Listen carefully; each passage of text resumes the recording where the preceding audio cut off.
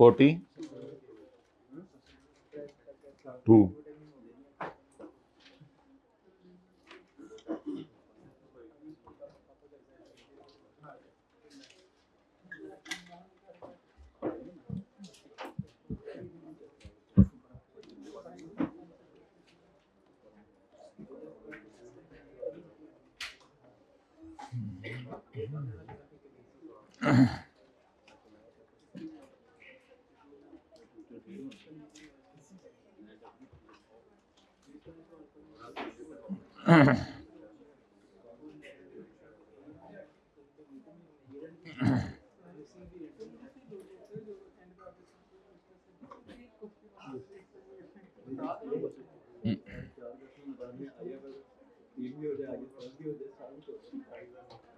Page number 296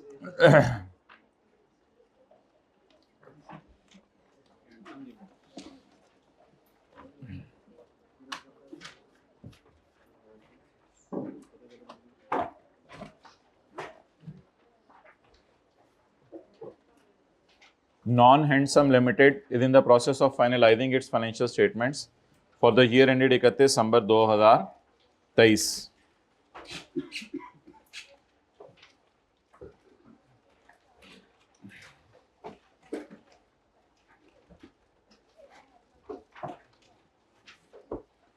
नहीं ठीक है, रहने दो बस. Profit before tax is 466 million. Profit before tax है 456 मिलियन. अच्छा जितना भी है चलो लिखते हुए सही हो जाएगा. रिकॉर्ड एक तो नोट मांगा हुआ है 2023 का माशाल्लाह, और साथ 2023 की deferred tax liability slash asset as on की वर्किंग मांगी हुई है. और पॉइंट नंबर 10 हमें बता रहा है कि net deferred tax asset as on 1 January 23 arose on account of following. ये क्या लिखा हुआ है? Net deferred tax asset arose on account of, यानी कि ओपनिंग एसेट था या ओपनिंग लायबिलिटी थी? ओपनिंग एसेट था. Net deferred tax asset as on 1 January 23 arose on account of following: property, plant and equipment और अनयूज्ड टैक्स लॉसेस.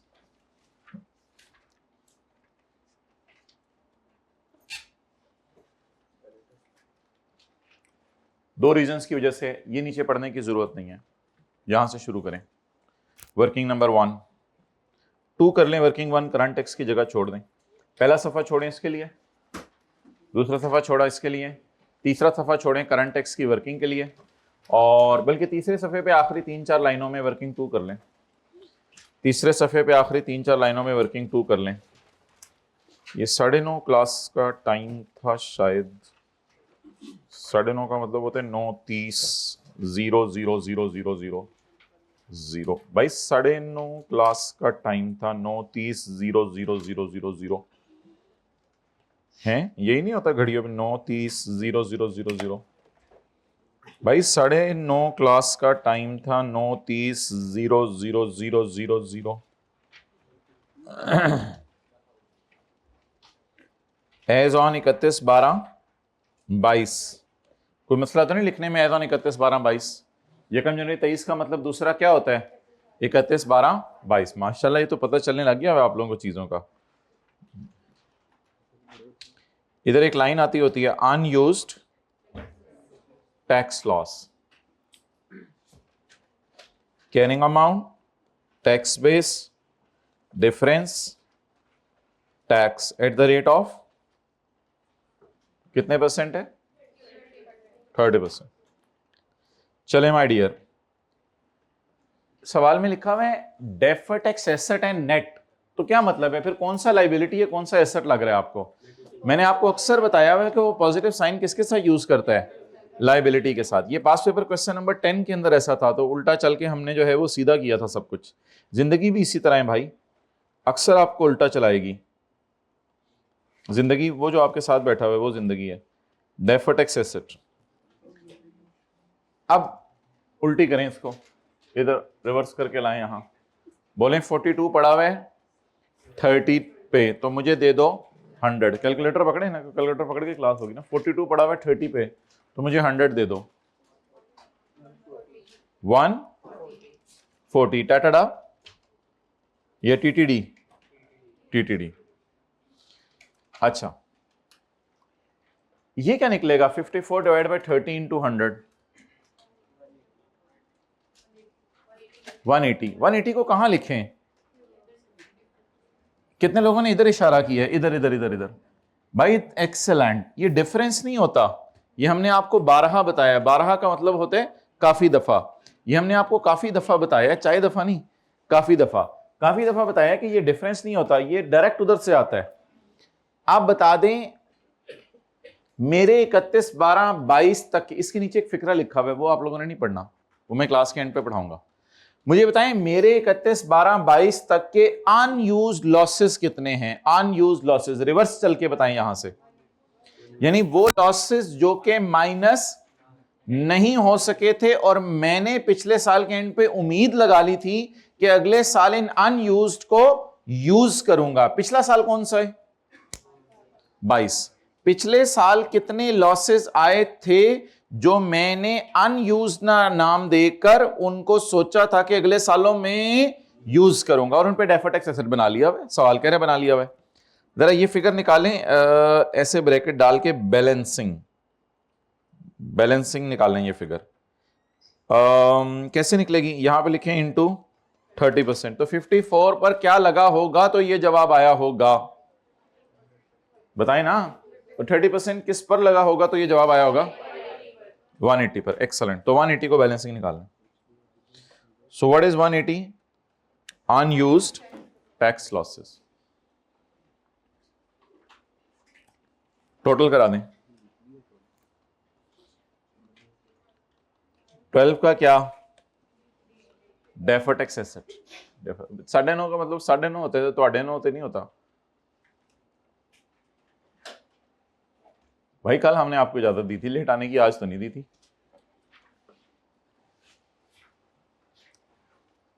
डन। अच्छा relax हो जाए, कोई सवाल में चीज आई मैं खुद बताऊंगा। ऐसे आप लोग बैठ जाते हैं, पता नहीं क्या शुरू होने लगा है, कुछ है ही नहीं, कुछ हुआ तो मैं बता दूंगा फिर टेंटिव हो जाए। चलें शुरू करें। Working one, current tax.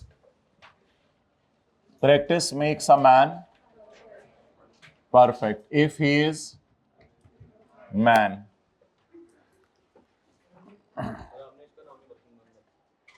इसका नाम वर्किंग वन रख दिया, लेकिन मैंने बोला 2 था। 2 करो इसको काट के, क्योंकि वर्किंग वन के ऊपर जगह छोड़ी थी ना मैंने। जगह कौन सी बताई थी इसकी? तीसरे सफे की आखिरी 3-4 लाइनें। भाई चौथे सफे पे ले गए हैं क्योंकि रजिस्टर उन्होंने छोटा वाला रेंज किया हुआ है, बड़े वाला रजिस्टर है। इतनी लाइनें तो नहीं होती आई के वाले में। आई के वाले में मेरे ख्याल से ज्यादा लाइनें होती हैं जो आई के वाले सफा देते हैं। कभी गिनी है कितनी लाइनें होती हैं आई के वाले सफे पे? इतना टाइम ही नहीं होता। प्रॉफिट बिफोर टैक्स 466, अच्छी वॉक हो जाएगी आज।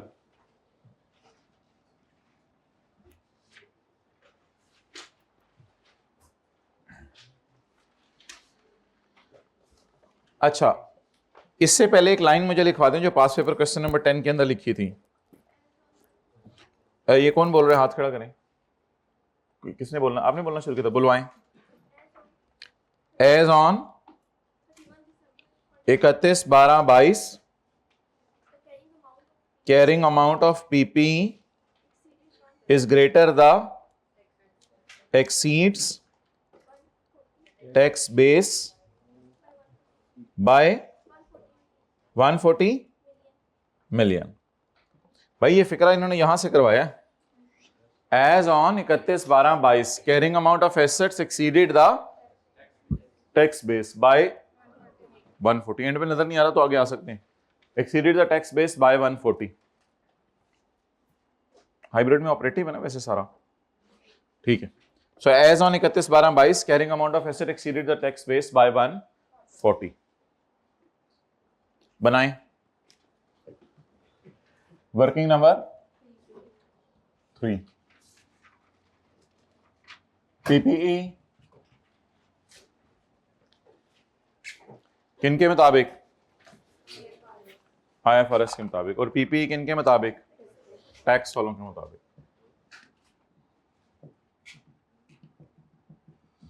और माशाल्लाह सब बाल बच्चे ठीक हैं?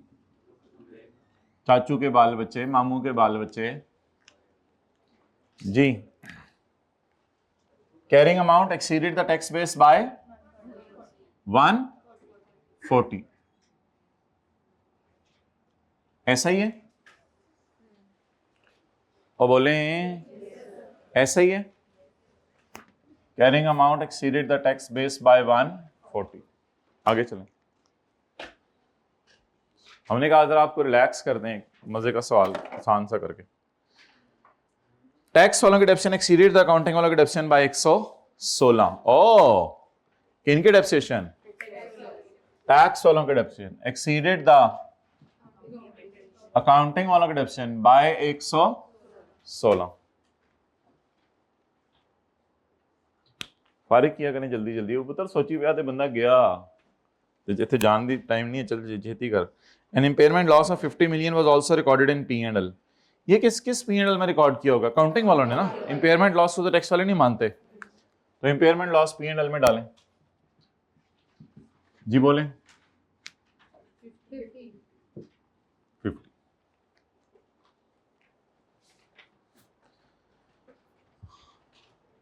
अब मुझे बताएं क्या कैरी डाउन बीवीज पॉजिटिव आ रही हैं?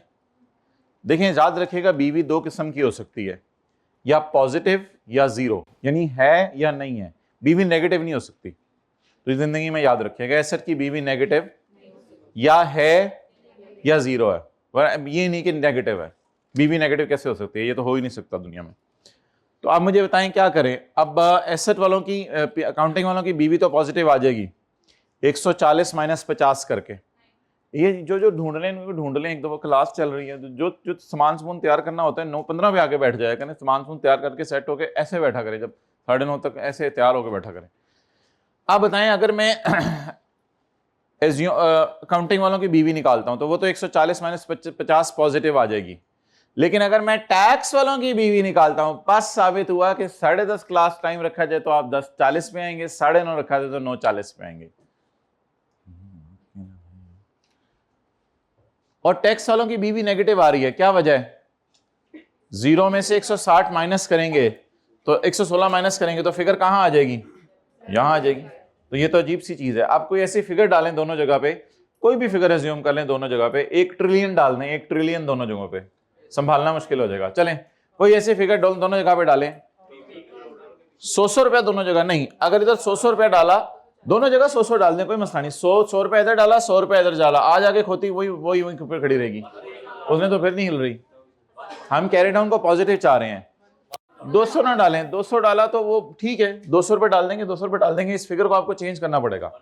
हम ऐसा करते हैं कि सांप भी मर जाए और लाठी भी ना टूटे, मतलब मेरे 1,140 को ना छेड़ना पड़े। तो 1,000 दोनों जगह डालें, 1,000 दोनों जगह डालें, ये डल गया दोनों जगह 1,000। ये क्या चक्कर है? इधर 3 डिजिट डालने पड़े, इधर 1 डिजिट डालना पड़े। अच्छा इतनी अकल है, ओके सुन। तो दोनों जगह क्या डाला है? आप पेपर में लिख के आए, अब ये लिख के आना पड़ेगा। ब्रॉड डाउन क्या किया है? एज्यूम, वरना एग्जामिनर वो पेपर चेक करने वाले बीवी से चाय मंगवानी है, जरा चाय वाला आप फ्रेश हो गई है, कितों आया आधार, मैनू तो नहीं मिल रहा सवाल च। और फिर आगे लिखें 1000 जमा 140, और ये 1000 कहां से आया? लिखें वर्किंग फोर्स से, ताकि वो जाके देख ले एज्यूम किया हुआ है। ओके चलें यहां तक नोट करें। लेट आने वालों की शान में हम 1 मिनट दे रहे हैं, जल्दी से जहां तक पहुंच जाएं। अल्लाह इनको टाइम पे आने की तौफीक दे। 9:30 का मतलब होता है 9:30 हम आपको लम्हे लम्हे से बाखबर रखे हुए थे कि हम पहुंच रहे हैं, आप भी पहुंच जाएं। आपको 1-1 मिनट बाद फिक्रमंद किया जा रहा था, लेकिन आप लोग जी कितने लोग फिक्र वाले हैं? टाइम पहुंचे हुए थे। टाइम कितने बजे? 8:15,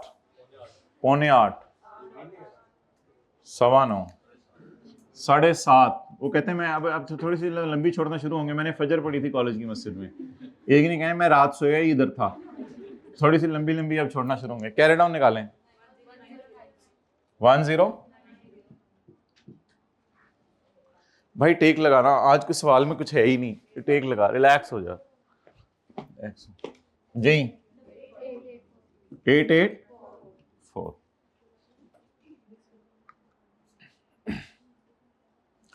आप बताइए जी क्या करें, और क्या उल्टाएं?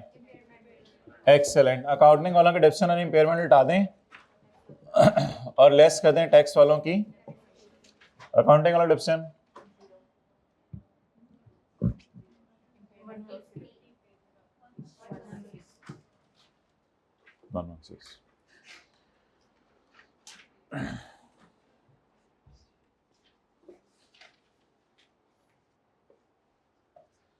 आप बता दें 31/12/2000 किसकी कैलकुलेशन करनी है? डेफर टैक्स की। आप लोग क्या करते होते हैं, पहले पूरा करंट टैक्स करते हैं फिर डेफर टैक्स करते हैं, या हर एडजस्टमेंट में करंट और डेफर साथ साथ चलाते हैं? फिर साथ साथ चलवाएं फिर खुलवाएं। क्या लिखना है इधर? डेफर टैक्स, ये सवाल की रिक्वायरमेंट नंबर बी है। Defer tax liability slash asset as on 2023। चलें जी। पीपी डिस्पोजल भी है। ओहो, तो मुझे बताना था ना। खड़े हो जाए सारे, चलें बैठे। इनको 100 रुपये नाम नहीं, सबसे पहले खड़े हुए थे। ये सुनते ही खड़े होने, ये जितना दोस्त है 50 रुपए तो नहीं लेने थे, जा चुप, मैं कैमरे में चेक करूंगा। तो मेरे ख्याल से डिस्पोजल की वजह से इंशाल्लाह कोई मसला नहीं होने वाला, इसलिए मसला नहीं होने वाला, हम कैरी डाउन ऐसे काट के चेंज कर देंगे इंशाल्लाह। पेपर में भी होता है ऐसा। आज हम देखते हैं कि गलती हो जाए तो उसको कैसे सही करना है। डिस्पोजल यहाँ पड़ी होगी कहीं, तो फिर भी नजर नहीं आई तो हमारा तो हमने तो सीए करना नहीं, इसलिए हमें तो टेंशन नहीं। आप लोगों को तो कम से कम ढूंढनी चाहिए था ना डिस्पोजल। कितने लोगों की नजर पड़ गई थी, बता नहीं रहे थे। अस्तगफिरुल्लाह अस्तगफिरुल्लाह, ये हाइट ऑफ एनीथिंग, ये लोग खेल रहे हैं बच्चों के साथ। During the year HL sold whose accounting वालों की बीवी नहीं, टैक्स वालों की बीवी एक्सीडेड द अकाउंटिंग वालों की बीवी बाय 35। डालें जी डिस्पोजल। जगह है कोई थोड़ी सी आप लोगों के इधर है? चलें ठीक है, एक को लाइन की तो निकल ही आती है जगह वैसे। जी बोलें ना, मैंने मारने 35। हुज टैक्स वालों की बीवी एक्सीडेड द अकाउंटिंग वालों की बीवी। तो यहां क्या लिखें? हाय शुक्र है चाहिए sorry, try to be professional. अच्छा जी, और इनके डिस्पोजल और इसको काट के 849। अच्छा, ये आई कैप कहते हैं ये जुल्म ना किया करें 849 के साथ।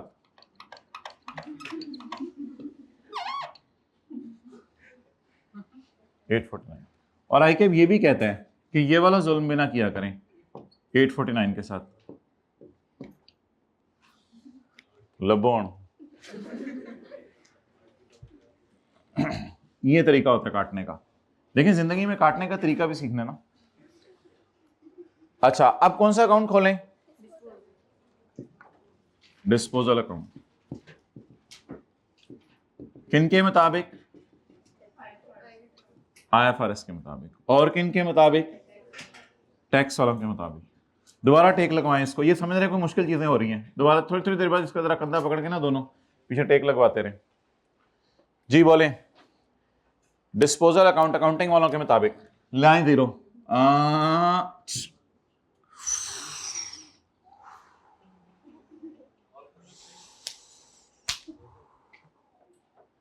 marker has spilled its contents. Okay. PP ये वाला 0। PP ताजा कैश कितना डालें? 0 डाल दें दोनों जगह। 9.5 का मतलब होता है 9.5। मैंने तो मैसेज फजर के बाद पढ़ता हूँ, उससे पहले मैसेज ही नहीं पढ़े जिंदगी में मैंने। जी बोलें भाई। नो गेन और लॉस, बस ठीक है फिर छोड़ें इसको। इसका निकालें गेन लॉस। 35 का क्या आ गया? लॉस।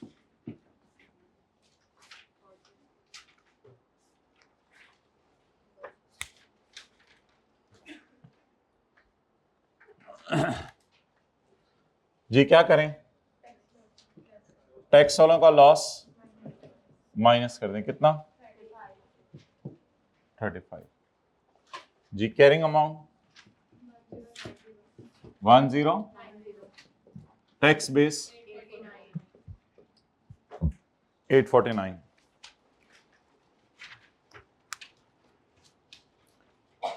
चलें आगे, ये वर्किंग्स मिटा देते हैं अब।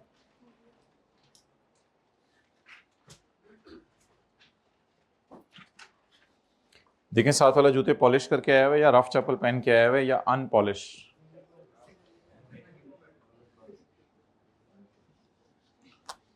जुमे के दिन है, देखें जरा नाखून शाखून काट, अजीब सी बातें हैं लेकिन कोई नहीं, चेक करें जरा। डायरी इसकी भर के भेजनी है हमने। बच्चा टाइडी है या क्या कहते हैं, टाइडी अनटाइडी लफ्ज बोलते हैं अंग्रेज, पता नहीं, हम पाकिस्तान से हैं। पाकिस्तान से हैं तो वो बहुत मज़ा आ रहा होता ना फिर सवाल में। पॉइंट 1 के अंदर इस साल बिजनेस ने 446 मिलियन कमाया, इस तरह सवाल चल रहे होते। टैक्स वालों की नज़र में एसेट घिस गए हैं, अकाउंटिंग वालों की नज़र में कम घिसे हैं। ये घिसना 116 से था, फिर तो मज़े ही होते हैं ना। फिर तो पॉइंट नंबर, फिर तो जो फिक्रे समझाने होते हैं वो भी समझाने ना पड़ते हैं हमें, फिर तो सीए जल्दी हो जाता। पढ़ें जी, इंटरेस्ट इनकम का टी अकाउंट बनाएं।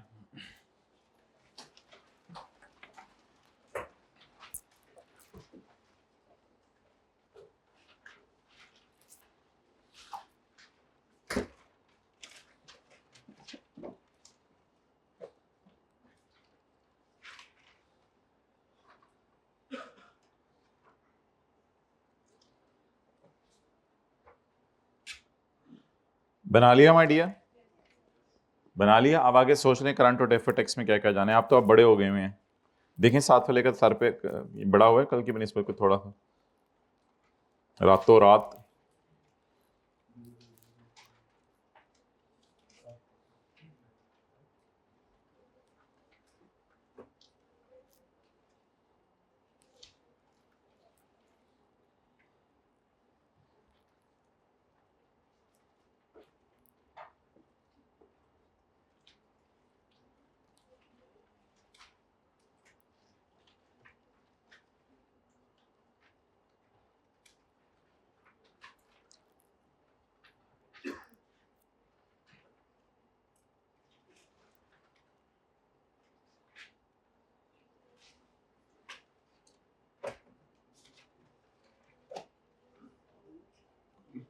Interest income for the year was 60 million, out of which 15 million was receivable at 31 December 23। Receivable, unearned, prepaid, payable के लफ्ज आ जाए तो how to tackle, prepare T account.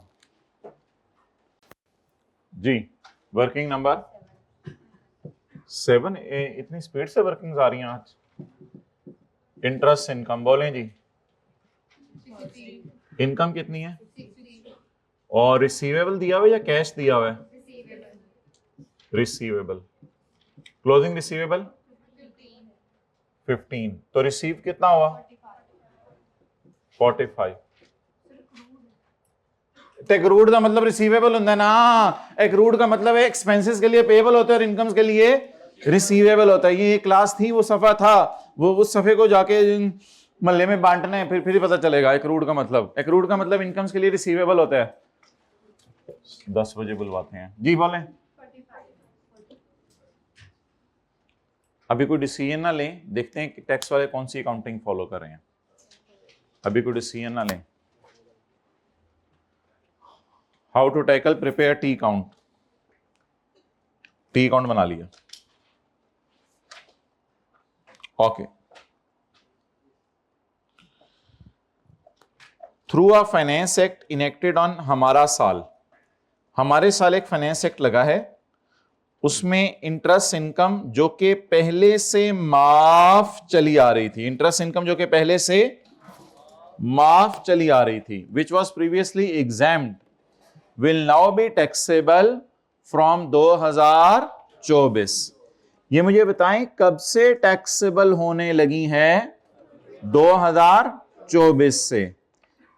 किस तरह, अच्छा है कितनी 60, रिसीव कितनी होनी थी 15, तो क्या रिसीव कितनी हुई 45।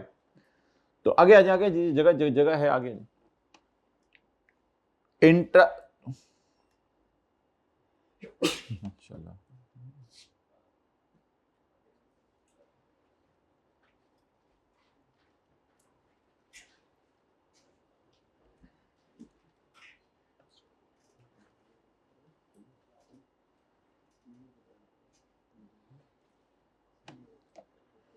अच्छा जी, हमारा साल कौन सा है 2023। अब मुझे बताएं हमारे साल के अंदर जो है वो रिसीवेबल में कितना आ रहा है जरा 15, और टोटल इनकम कितनी है 60। तो interest income through a finance act enacted on 18 दिसंबर को पता चले इंटरेस्ट इनकम जो कि पहले क्या थी will now be taxable from 2024 on. अब बताएं हमारे साल क्या रेट लग रहा है, आपको क्या फीलिंग आ रही है, हमारे साल क्या रेट लग रहा है एग्जाम 0 का। कल के सवाल में तो कुछ और था ना, परसों जो मैंने बताया था। और फिर अगले साल से कितना रेट लगना है, वो रेट नीचे से नीचे दिया हुआ है, नीचे रेट बता दें क्या दिया हुआ है 30%। इंटरेस्ट के लिए अलग रेट है या वही रेट चल रहा है, वही रेट चल रहा है, इसलिए वो कोई परेशानी वाली बात नहीं। अब मुझे बताएं कि हमारे साल माफ कितनी है, जरा जल्दी से सोच के बताएं हमारे साल माफ कितनी है 45, और अगले साल से जो रिसीव होगी वो टैक्सेबल होगी, वो कितनी है। अच्छा अकाउंटिंग कौन सी चल रही है, अकाउंटिंग कौन सी चल रही है कैश बेसिस। अकाउंटिंग कौन सी चल रही है कैश बेसिस। अकाउंटिंग में how to tackle prepare T account. अगला स्टेप बताएं reverse income less reverse income and record cash कितना 45। लेकिन अगर इसको हमने यहां रिसीव करके डाल दिया तो इसमें खतरा क्या होगा, वो तो कह रहे हैं कि it is exempt in this year, और अगले साल से क्या हो जाएगी टैक्सेबल हो जाएगी। तो फिलहाल इस साल क्या रेट लगाना है 0। तो बताएं इस साल कितने कितने % पे टैक्सेबल है 0। तो इसको उतार के नीचे ले आए, यहां पे कुछ लाइनें छोड़कर मैं लिख देता हूं, आप लोग अभी ना लिखिएगा, आप लोग यथातन पेपर में सिक्के वाली पेंसिल से यहां लिख दीजिएगा नीचे करके थोड़ा सा कि interest of 45 taxable in this year eight the rate of 0%। Done. चले आगे। आप बता दें रिसीवेबल कितनी है 15। इसको कहां ले जाएं डेफर टैक्स की वर्किंग में। Interest receivable, how to tackle prepare T account, reverse income, cash पे कितना टैक्स देना है it is exempt, however it is taxable on receipt base, however is it taxable on from next year. अब मुझे बताएं हमारा कोई रिसीवेबल रहता है कोई, जब ये रिसीव होगा तो अगले साल इस पे कितने % टैक्स लगेगा 30% नॉर्मल, इसके लिए कोई डिफरेंट रेट भी नहीं है। कैरिंग अमाउंट बोले 15, और अगर कैश अकाउंटिंग फॉलो हो रही हो तो टैक्स बेस 0। बिल्कुल वो कल वाले की तरह सवाल है, ऐसा ही है। चले आगे।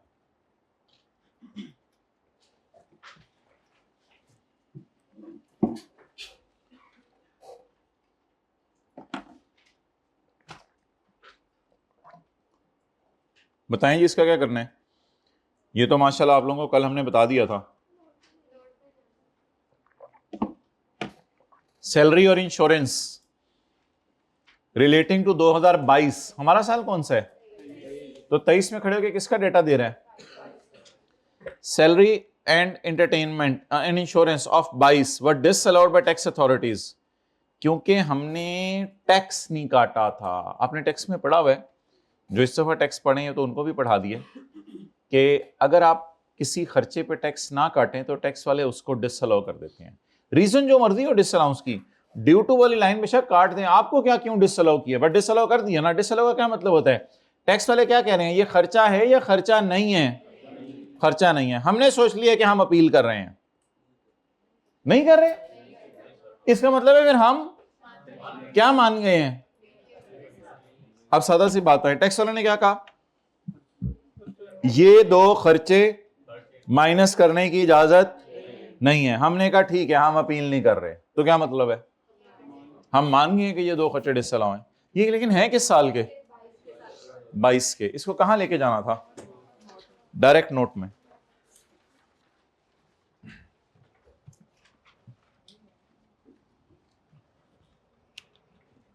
वो आगे फॉर्मेट शॉर्मेट अब आप बना लीजिएगा। इंश्योरेंस को जिस भी वजह से डिसअलाउ किया, अब हमें क्या पता, करंट ईयर और प्रायर ईयर। जी प्रायर ईयर का बोले, मैं देख लेक्स टिक टिक लगा के रखें। 32 प्लस 16 48 इंटू खर्चा, या खर्चा उलट रहा है? खर्चा उलटने का मतलब होता है खुशी हो रही है, यानी वो हमारे खर्चे डिसअलाउ कर रहे हैं, इससे प्रॉफिट हमारे बढ़ रहे हैं, हमें टैक्स देना पड़ रहा है और हम पागल खुश हो रहे हैं। भाई मैंने तो ये पूछे नहीं था, मैंने कहा था खर्चा या खर्चा उलट रहा है, हमें ये बताएं। खर्चा, तो पॉजिटिव साइन यूज करें। 14.4। इसकी एंट्री मैंने बताई थी सीटी डेबिट, सीटीपी क्रेडिट, बल्कि सीटी प्रायर ईयर डेबिट। ये खर्चा हमारे साथ रिकॉर्ड करेंगे। वैसे इसको एरर क्यों नहीं कहते होते, प्रायर ईयर एरर? एरर नहीं है, रिट्रोस्पेक्टिवली डील ना करें। हमारे साल खड़े होकर पिछले साल की गलती पता चली, असल में ये गलती नहीं होती, इसको चेंज इन एस्टीमेट कहते हैं। हमारा ख्याल था वो अलाउ कर देंगे, लेकिन उन्होंने लड़ के कहा नहीं हम डिसअलाउ कर रहे हैं। अच्छा, इसको ऐड क्यों किया करेंगे भाई? क्योंकि हमारे ऊपर वजन पड़ा है ना, हमारे पे बोझ पड़ा है टैक्स का। कैसे बोझ पड़ा है? उन्होंने कहा ये दोनों खर्चे माइनस करने की इजाजत नहीं है। हमने कहा अच्छा ठीक है, पर नहीं फिर माइनस करने। तो अगर खर्चे डिसअलाउ हो तो इससे प्रॉफिट बढ़ने से टैक्स। लेकिन वर्किंग वन में क्यों नहीं लेके गए? क्योंकि ये पिछले साल के ना, ये वर्किंग वन किस साल की हो रही है? 2023 की। और ये नोट किस साल का बन रहा है? 2000। तो 23 के नोट में करंट ईयर वाली फिगर तो यहां से आनी है। तो ये कौन सी वाली फिगर है? प्रायर ईयर वाली। अच्छा, नोट में इस 14.4 को याद से ऐसे ही डाल देना, थोड़ी देर बाद मुझे भी भूल गया तो बता दीजिएगा। 14.4 को नोट में ऐसे ही डाल देना होता है। Revision, practice makes a man perfect. साथ साथ नोट करें आप लोग। चलें जी, एनआरवी लॉस आया जी आज पहली दफा मार्केट में, पढ़ें।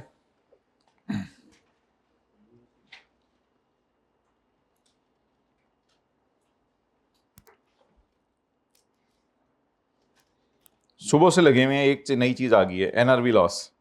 नई चीज तो नहीं, एक दफा तो मैंने पहले बताया हुआ है। NRV loss, stores and spares at 31 December 23 for 180 million after deducting loss of 19 million for NRV. कोई मुझे बता सकता है कॉस्ट क्या थी फिर स्टॉक की? ये तो stores and spare at 31 December 180 ना, but this is after deducting NRV loss of 19। So if there were no NRV loss तो ये फिगर कितनी होती? 190। This NRV loss is not allowed for tax purposes. इस adjustment में मेरा मशवरा ये होता है कि पहले कैरिंग अमाउंट और टैक्स बेस लिखा करें। अकाउंटिंग वालों ने एनआरवी लॉस रिकॉर्ड करने के बाद एसेट को गिरा कर कितने पे ले आए हुए हैं? एक्सीलेंट, 180। इजी मार्क्स लें फौरन। Stores and spheres 1। Stores and spheres ना इन्वेंट्री टाइप कुछ चीजें पड़ी होती हैं हमारे पास। अकाउंटिंग वाले 180 पे ले आए। टैक्स वाले कह रहे हैं कि एनआरवी लॉस ना माइनस किया करो। अगर एनआरवी लॉस ना माइनस होता तो फिर चीजें एनआरवी पर पड़ी होती या टैक्स वालों की नजर पे कॉस्ट पे पड़ी होती? जरा थोड़ा सा हिम्मत करके कॉस्ट निकाले कोई बंदा, रिवर्स चल के 180 तक पहुंचते हुए माइनस हो चुके एनआरवी लॉस। तो 180 प्लस 19 बैक करके चलें कितना आया 199। यानी मैं बताना ये चाह रहा था कि कॉस्ट थी ना, तो एनआरवी लॉस माइनस किया होगा तो क्या आ गई होगी एनआरवी। तो एनआरवी कितनी थी, एनआरवी लॉस नहीं, एनआरवी नेट रियलाइजेबल वैल्यू कितनी है, ये होती है एनआरवी और ये होता है एनआरवी। इस तरह आप लोग कॉस्ट निकाल सकते थे। पहला फिक्रा पढ़ें, stores and spare were 180 after loss of 19, so what was the cost 190। लेकिन हमने इधर वैसे ही निकाल ली, हमने पेपर में थोड़ी सी अकल लगाई, 180 प्लस 90। करंट टैक्स के एतबार से सोचवाएं जरा, हाथ खड़े करके, हाथ खड़े करके, हाथ खड़े करके। अकाउंटिंग वालों ने एनआरवी लॉस माइनस कर लिया होगा। जिस तरह इंपेयरमेंट लॉस होता है उसी तरह एनआरवी लॉस होता है, समझ लें भाई। NRV loss cost of sale में जाता है, तो अकाउंटिंग वालों ने एनआरवी लॉस माइनस कर लिया होगा। टैक्स वाले कहते हैं ना माइनस करो, क्या करें। लेकिन इसको परमानेंट डिफरेंस मैंने कहा था कभी नहीं लेना, ना एनआरवी लॉस को ना इंपेयरमेंट लॉस को, ये परमानेंट डिफरेंस नहीं होते। बोले अकाउंटिंग वालों ने एनआरवी लॉस माइनस कर लिया होगा, टैक्स वाले कह रहे हैं एनआरवी लॉस माइनस, तो क्या करें आके।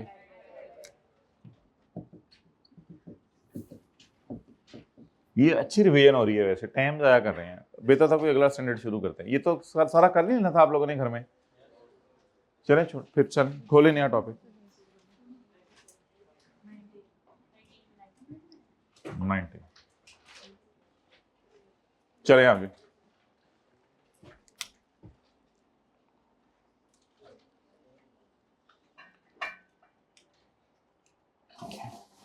उधर ही रखो,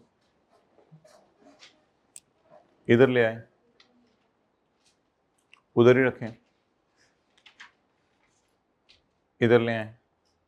चलें, मैंने कहा आपको एक्टिव कर दूं समीर भाई। अच्छा आप तो एक्टिव में पहले भी, V I sorry V double I. बताएं जी, हाउ टू टैकल, क्या मारूं दो चपेड़े, प्रिपेयर टी काउंट। भाई बहुत अरसे बाद ये एडजस्टमेंट आई है दोबारा मार्केट में, टी अकाउंट बनाने की जरूरत नहीं है, टी अकाउंट बनाने की जरूरत नहीं है। हाउ टू टैकल का चक्कर ही नहीं, ये टैकली है, ये कोई शेर है ही नहीं। इट इज लाइक मच्छर, ये शेर है ही नहीं।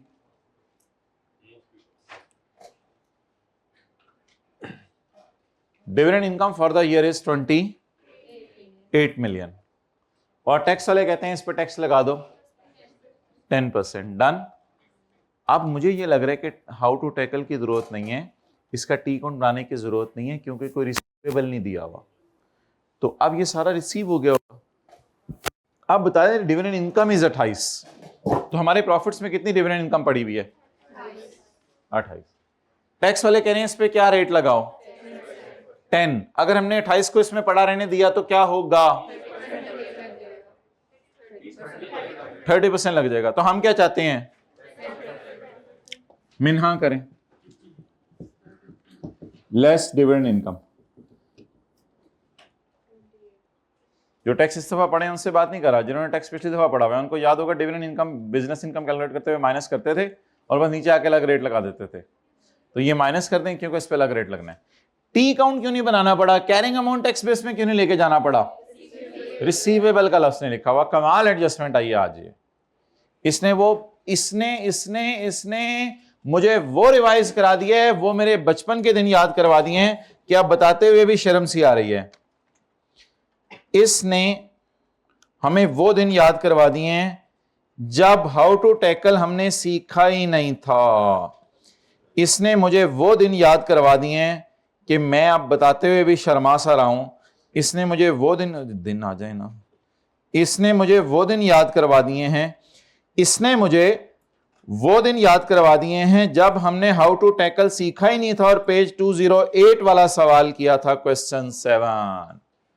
उसमें लिखा हुआ था अदर इनकम में इंटरेस्ट पड़ा हुआ है 10 और डिविडेंड पड़ा हुआ है 6।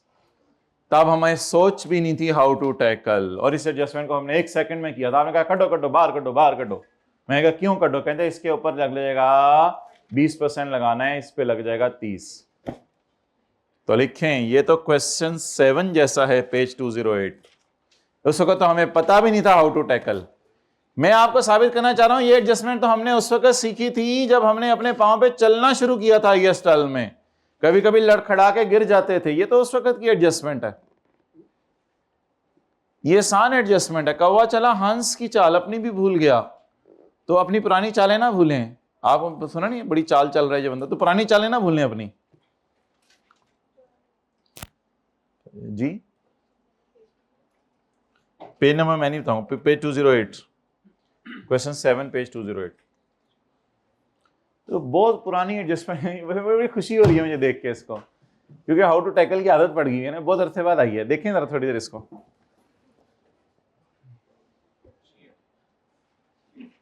बस इसको डेफर टैक्स की वर्किंग में नहीं लेके जाना पड़ा, टी अकाउंट नहीं बनाना पड़ा। इतनी मजे की बात की है अभी हमने। आए इधर रख के आए,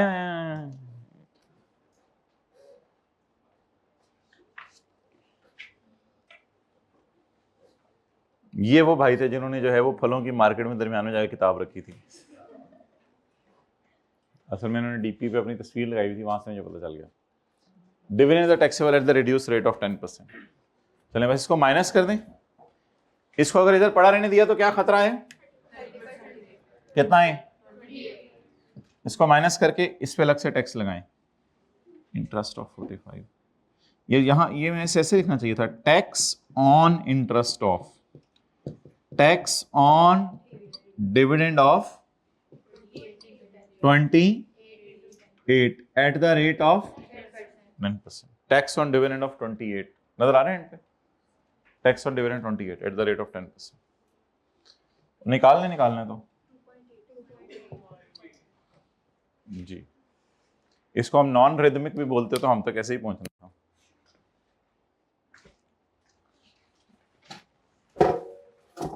भाई आप लेट आए हो, हम देख रहे थे कि मार्च 2024 वालों के साथ क्या हुआ था पेपर में।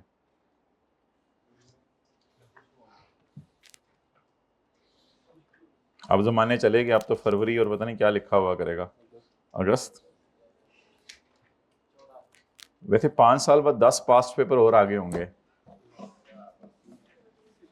तब तक आप लोगों ने टीचिंग शुरू कर दी होगी, तब तक आप लोगों ने टीचिंग शुरू कर दी होगी सानों की। अच्छा वी ट्रिपल आए, फिर जब बच्चे नीचे बैठ के पूछेंगे सर सारे पास पेपर कराएंगे, सर जो किताब में डले में सर किताब मोटी क्यों होगी है इतनी सर। वी ट्रिपल आए, डिलीट नहीं कर सकेंगे भाई, डिलीट नहीं कर सकेंगे। बच्चे कहते हैं डिलीट कर दीजिएगा सवाल, डिलीट कैसे कर सकेंगे मेरे भाई, ऐसे लुटमा चाहिए डिलीट कर सकेंगे। पास पेपर क्वेश्चन 2 नहीं करवाया करना हमने बेस बनाने के लिए, नहीं बेस तो उनकी बनी होगी, ओ लेवल्स की बेस बनी होगी। बेस बनाने के लिए ये सवाल डिलीट करने पड़ेंगे हमें, ये सवाल तो किताब में डले रहेंगे, बेस बनानी होगी। कुछ पता नहीं अब क्या क्या बनने वाला है अब फ्यूचर में। आज से 5 साल पहले बड़ी जल्दी क्लासें खत्म होती थी, 10 पास्ट पेपर नहीं डले हुए थे। अच्छा बताएं आप कौन सा वाला है ये, मैं दुनिया में पहले, अजीब बातें ना किया करें। वी ट्रिपल आई बोलें जी, फारक से adjustment, fine penalty which are not deductible. अच्छा फाइन पेनल्टी भी कभी कभी हमने लेके जानी होती है कैरिंग अमाउंट टैक्स बेस में, जब फाइन पेएबल हो। अभी फाइन पेएबल है, बस फाइन है, फाइन है।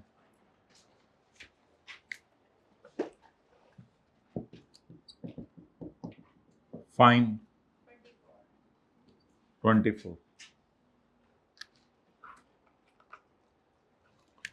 ये एक डिडक्शन नॉट अलाउड आ गई है। आगे चलें,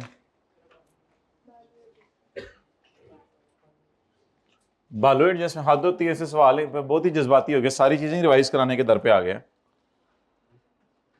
ड्यूरिंग द ईयर हमने एक्सपेंस में डाला है 70, किन्होंने एक्सपेंस में डाला है, हमने एक्सपेंस में डाला है, अकाउंटिंग वालों ने एक्सपेंस में डाला है 70, क्योंकि हमने अपने बिजनेस सेगमेंट को एक इलाके से दूसरी जगह शिफ्ट कर दिया, उस पर खर्चा आया 70 मिलियन का। लेकिन टैक्स वाले कहते हैं इसको 3 सालों में खर्चे, 5 सालों में खर्चे पे डाल दो, हमारा साल डाल के बीच में। तो बताएं अकाउंटिंग वालों की कैरिंग अमाउंट कितनी है, इसमें भी पहले कैरिंग अमाउंट निकाला करें। रीस्ट्रक्चरिंग एसेट, अजीब सा नाम, कैरिंग अमाउंट 0, टैक्स बेस निकालें।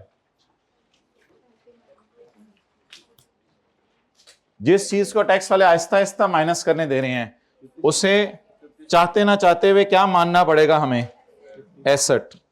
तो एसेट कितने पे रिकॉर्ड करें, 70।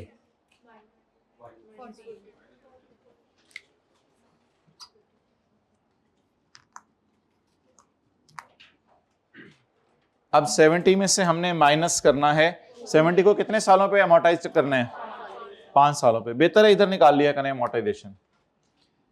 ये क्या करना था, क्या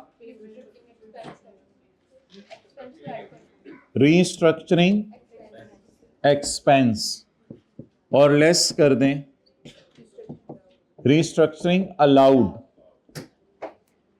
जी एक्सपेंस कितने हैं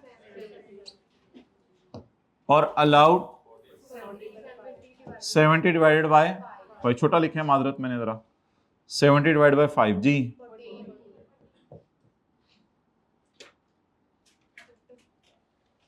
मुक गया काम।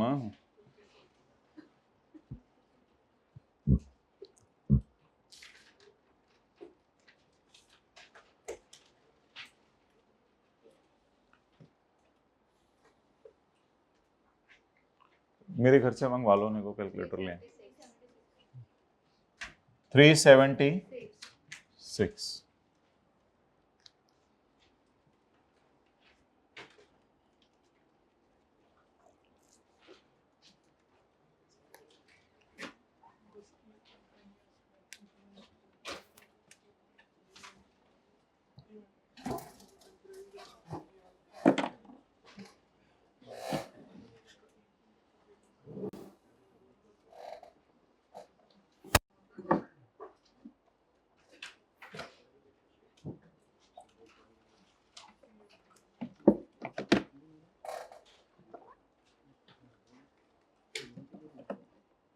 डन।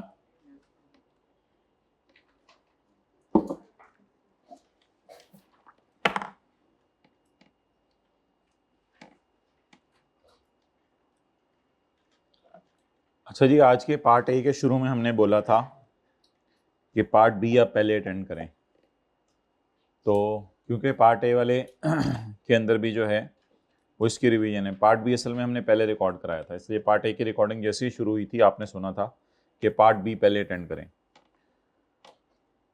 तो ये कॉन्सेप्ट है जो अभी पार्ट, आप लोग छोड़ें इन बातों को, ऑनलाइन वालों से बात हो रही होती है। अच्छा, ये कॉन्सेप्ट है, ये हम अभी पार्ट बी में कर रहे हैं, और पार्ट ए जब ऑनलाइन वाले हजरात आप अटेंड करना शुरू करेंगे तो उसमें इंशाल्लाह इस कॉन्सेप्ट की रिवीजन होगी। ये एक नया कॉन्सेप्ट है जो आपके लिए हमने रोक के रखा हुआ था। अभी तक इस सवाल में अल्लाह का शुक्र है कोई नई चीज़ नहीं आई थी। ये कॉन्सेप्ट हमने आज क्लास में 2 दफ़ा करना है, पार्ट बी में अभी कर रहे हैं, फिर पार्ट ए में करेंगे। कॉन्सेप्ट क्या है, बड़ा आसान सा है, वो समझ लें।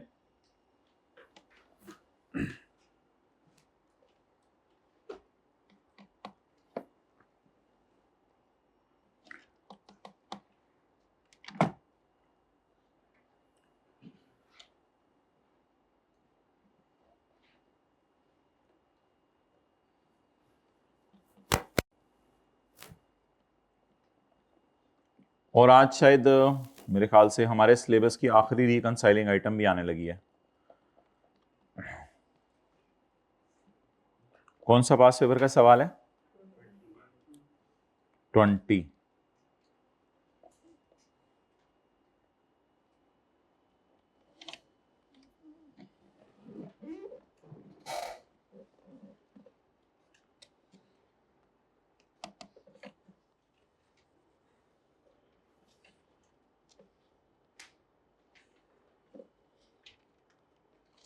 सवाल में लिखा हुआ है एज ऑन, मैं एक मिसाल दे रहा हूं, एज ऑन 31/12/12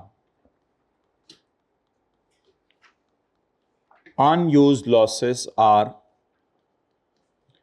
₹130। अनयूज्ड लॉसेस 130 के हैं। तो हम इसको लेके जाते होते हैं deferred tax slash liability as on 31/12/22 की 12 की वर्किंग में।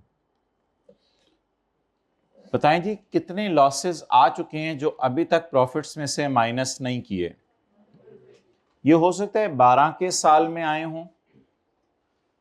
ये लॉसेस होते हैं टैक्स लॉसेस, टैक्स वालों के लॉसेस, अकाउंटिंग वालों के लॉसेस नहीं। टैक्स वालों के लॉसेस वो होते हैं जो करंट टैक्स में निकलते हैं। अच्छा, तसल्ली से ज़रा अटेंटिवली मुझे जवाब दे दीजिएगा ताकि ये आज की क्लास का कॉन्सेप्ट ख़त्म हो जाए और पार्ट ए के अंदर जो है वो जब आप अटेंड करें तो उसमें कोई आपको नया कॉन्सेप्ट ना मिले। मुझे ये फ्रेश माइंड है आप लोगों का, इसलिए सुबह सुबह ये कॉन्सेप्ट करवा दिए। मुझे ये बताएं कि 31/12 की रात को हमें टैक्स वालों की नज़र में कितने लॉसेज आ चुके हैं? 130। हमारी कोशिश है कि 2013 में अगर टैक्सेबल प्रॉफिट अच्छे खासे आ गए तो पूरा 130 माइनस कर लेंगे। अगर 2013 में ना भी आए 14 में माइनस कर लेंगे, 15 में माइनस कर लेंगे, आहिस्ता आहिस्ता इस लॉस को माइनस करेंगे। 12 की रात को इस लॉस का नाम क्या रखना है? Unused loss. इसको इस तरह समझ लें कि ये 12 की करंट टैक्स की वर्किंग में एक नेगेटिव फिगर आ गई थी। 12 की जब मैंने करंट टैक्स की वर्किंग की थी तो उसमें एक नेगेटिव फिगर आ गई थी, यहीं पर नेगेटिव फिगर ये वाली, इसको कहते हैं लॉस। और क्योंकि अभी प्रॉफिट नहीं आया तो फिर इस लॉस का नाम बन जाता है, आए आगे आ जाए, आगे आ जाए, बड़े खुले दिल के लोग बैठे हैं, आपको जगह देंगे।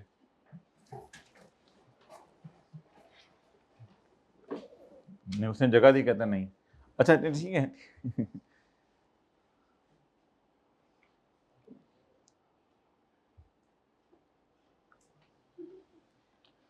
अच्छा इधर देखो, नहीं किताब नहीं खोलनी, बॉल पॉइंट निकल नहीं, मुंह इधर। एज ऑन 31/12 एक नया कॉन्सेप्ट हम देने लगे, बिल्कुल मौके पे आए। इस वक्त भैंस दूध देने लगी, आप पहुंच गए। As on 31/12 unused losses are 130। Unused losses कितने हैं?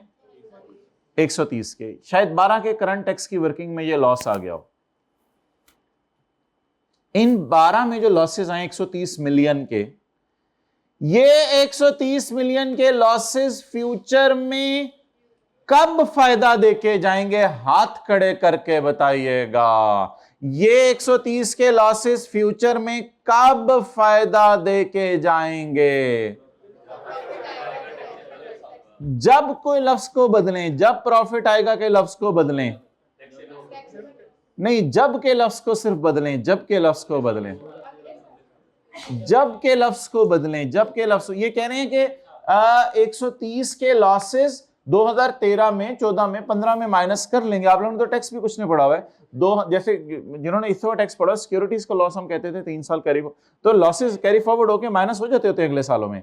मैं कह रहा हूं आप लोग बोल रहे हैं कि ये 130 के लॉसेस तब माइनस होंगे जब प्रॉफिट आएंगे। जब के लफ्ज को बदले ना, जब के लफ्ज को बस बदल दें, सिर्फ जब के लफ्ज का एक लफ्ज से बदल दें, जब के लफ्ज को बदलें, जब के लफ्ज को। अगर कौन बोला है? 100 रुपए लाके दें इनको। अगर प्रॉफिट आएंगे, और अगर आए ही ना तो फिर तो ये अनयूज लॉसेस यूज, तो स्टैंडर्ड में लफ्ज लिखा हुआ है। आपने स्टैंडर्ड तो नहीं बनाया? अच्छा, मैं कहने का 100 रुपए फिर वापस। अच्छा, स्टैंडर्ड में लिखा हुआ है कि ये अनयूज लॉसेस अगर फ्यूचर में प्रॉफिट आए तो इनको यूज कर लेना। और अगर आपको लग रहा है कि फ्यूचर में प्रॉफिट्स ही नहीं आने, फ्यूचर में सारे साल 5-10 साल आपको इतना लॉस आ जाए ना असल में, तो आपको पता चल जाता है मैं गया। असल में ये होता है कुछ बिजनेसेस में, किसी साल भी बड़ा लॉस आ जाए ना तो बिजनेस पांव पे नहीं खड़ा हो पाता। लेकिन कुछ लोग फिर भी बिजनेस करते रहते हैं, शर्मा शर्मी, उनकी और बड़ी प्रॉपर्टीज होती हैं, उधर उधर से पैसे पूसे कमाते रहते हैं, उनको पैसों की टेंशन नहीं होती। लेकिन लोगों के सामने जो है वो कहते हैं यार हमारा एक नाम है, बिजनेस चल पड़ा है, कोई नहीं लॉसेज आ रहे हैं यार, मरता क्या ना करता, वो करते रहते हैं अपने बिजनेस। तो कुछ बिजनेसेस दुनिया में ऐसे थे जिनको इस साल लॉस आ जाता था और फिर उम्मीद होती थी कि फ्यूचर में प्रॉफिट नहीं आएंगे। तो स्टैंडर्ड ने एक ऑर्डर पास कर दिया स्टैंडर्ड ने कहा जब भी तुम्हें लॉसेस आए तो सोचो कि अगर फ्यूचर में प्रॉफिट आएंगे तो मैं ये लॉसेस माइनस करूं, और अगर फ्यूचर में प्रॉफिट्स तो फिर ये मैं माइनस कर, फिर काहे का डेफर्ड टैक्स एसेट बनाना। अब मुझे बता दें 2012 में मेरे पास कितने लॉसेस पड़े हैं, और मुझे लग रहा है अगले सालों में भी, मुझे लग रहा है अगले सालों में भी लॉसेस ही आने हैं। तो मैं ये सोचूं कि अगले सालों में प्रॉफिट आएंगे, फिर मैं ये माइनस करूंगा, डिडक्ट होने की वजह से टैक्स सेव होगा और मेरा एसेट बनेगा। क्या एसेट बनाने की कोई तुक है? एसेट कब बनाना चाहिए? जब अगले सालों में क्या आने की उम्मीद हो? प्रॉफिट आने की उम्मीद हो। जब अगले सालों में क्या आने की उम्मीद हो? ग्रुप में ऐड नहीं हो आप? जब अगले सालों में क्या आने की उम्मीद हो और अगले सालों में प्रॉफिट ही आने की उम्मीद नहीं, तो फिर बोले अब ना हम क्या करने लगे थे,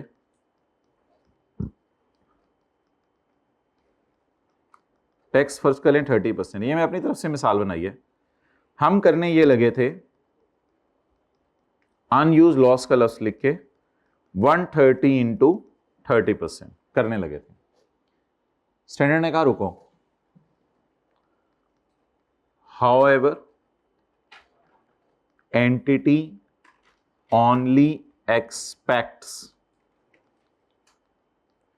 टैक्सेबल प्रॉफिट्स, स्टैंडर्ड कहते हैं अंदाजा लगाओ कि कितने प्रॉफिट्स आएंगे फ्यूचर में।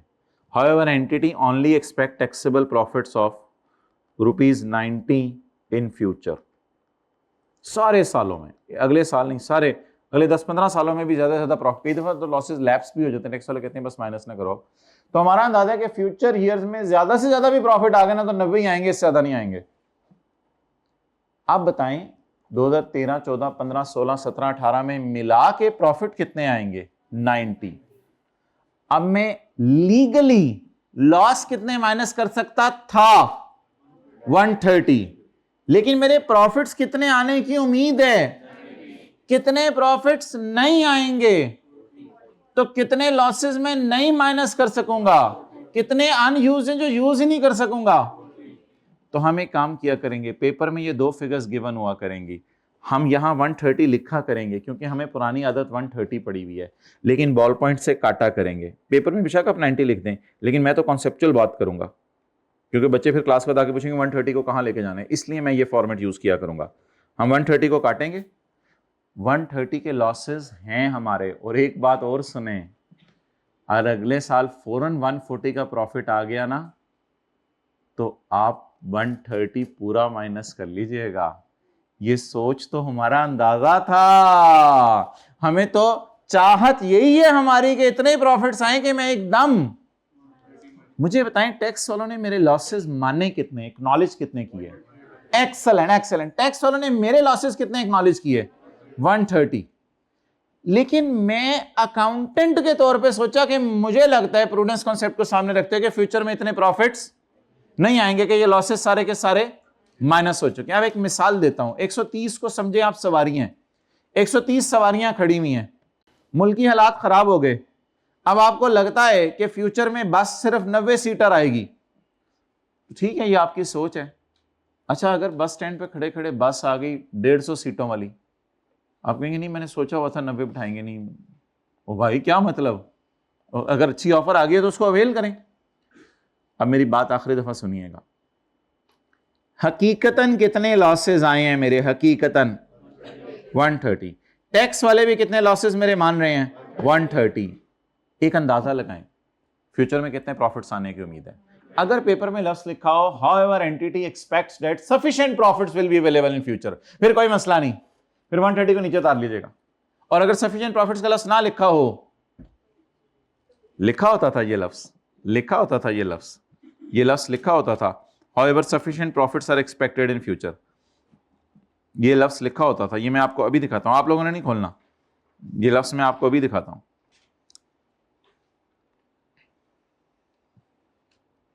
अल्लाह करे मिल जाए, ये लफ्ज मैं आपको अभी दिखाता हूं, देखिएगा। पेज 288 के ऊपर हमने क्वेश्चन 12 किया था, मत खोलें। 0.5 as on 31/12/18 unused losses 190 against which DL always expected that future profits alhamdulillah will be available. उस वक्त तो ये बताया नहीं जाता था आपको, आज बताया जा रहा है। ये लाइन बड़ी क्रिटिकल होती है। हमें उम्मीद क्या है, 90 के लॉस आ गए हैं और उम्मीद क्या है फ्यूचर में इंशाल्लाह इतने ज्यादा प्रॉफिट आएंगे कि ये 90 के लॉस को आज एहसासात बदल गए, जज्बात बदल गए। आज क्या लिखा हुआ है माय डियर, बोले ना। अरे तू पुत्र ग्रुप च एडिट है तू तो 9:30 ते फिर अच्छा तबीयत खराब है आए।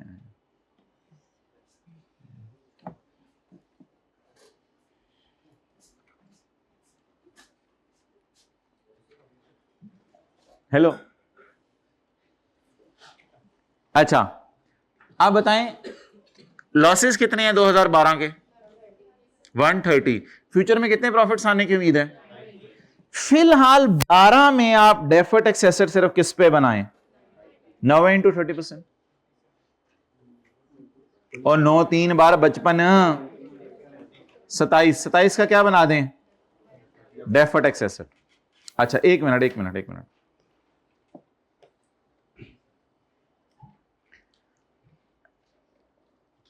फर्ज करें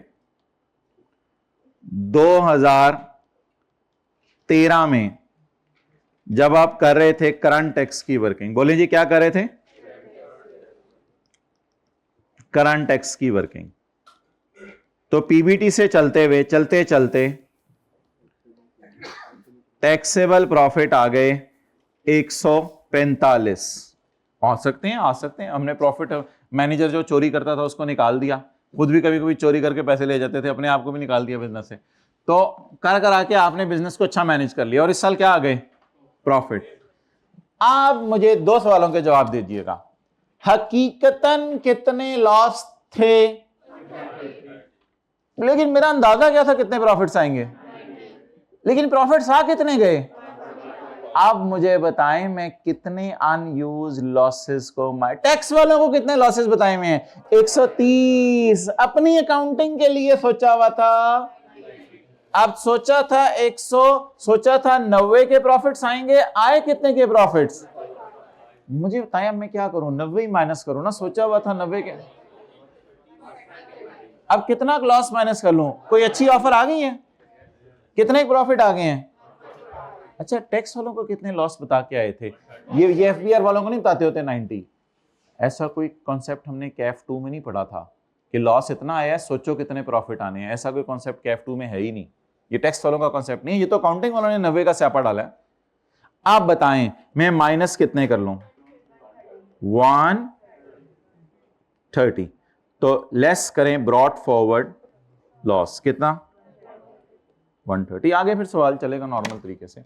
ये एक बड़ा खूबसूरत कॉन्सेप्ट है, स्क्रीनशॉट के साथ हम अटैच करने की कोशिश करेंगे। इसको जिंदगी भर के लिए याद रखिएगा। 13 की करंट टैक्स की वर्किंग में मजे हो गए ना? जी माय डियर।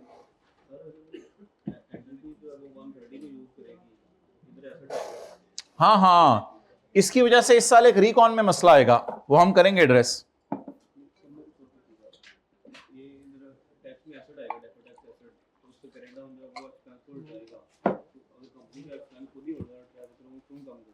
क्या चीज नहीं, वो तो 27 तक की खुशी है ना, फ्यूचर में आनी है, उसको अभी से रिकॉर्ड करें। खुशी इस वजह से आनी है कि अभी लॉस है।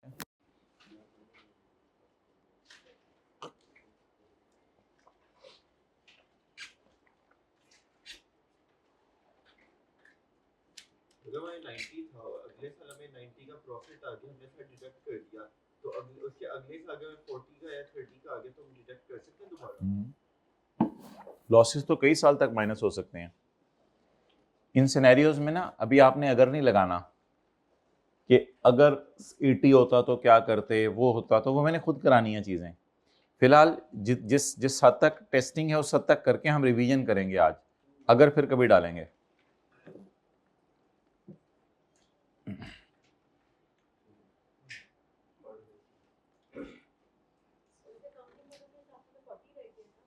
क्या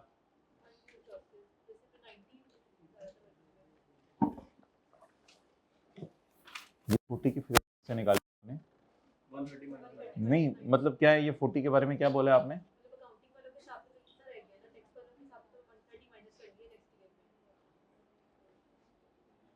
टैक्स वालों के हिसाब से ही सोचना है, अकाउंटिंग वालों के हिसाब से तो कुछ सोचना ही नहीं। मैं जरा रिवाइज करवाता हूँ।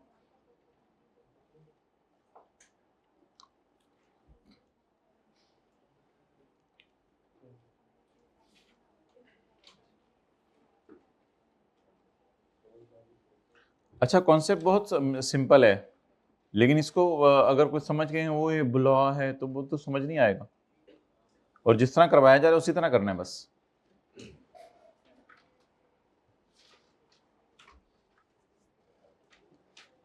अच्छा जी,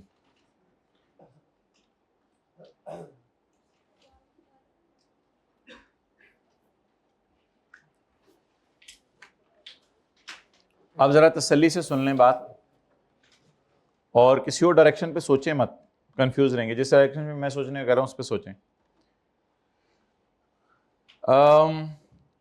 हमारे लॉस कितने आए 2000, अब नोट ना करो, एक मिनट समझो, हमारे लॉस कितने आए 2012 की करंट टैक्स की वर्किंग में? 2012 की करंट टैक्स में लॉस कितने आए? हम चल के गए एफबीआर के दफ्तर में, आखिरी दफा बात कर रहा हूं, ऑनलाइन वाले भी इसकी रिकॉर्डिंग कर लें, आप लोगों को मैं ग्रुप में भेज देता हूं ये जो अब बात हो रही है। पास पेपर का कौन सा क्वेश्चन है? पास पेपर क्वेश्चन 20 में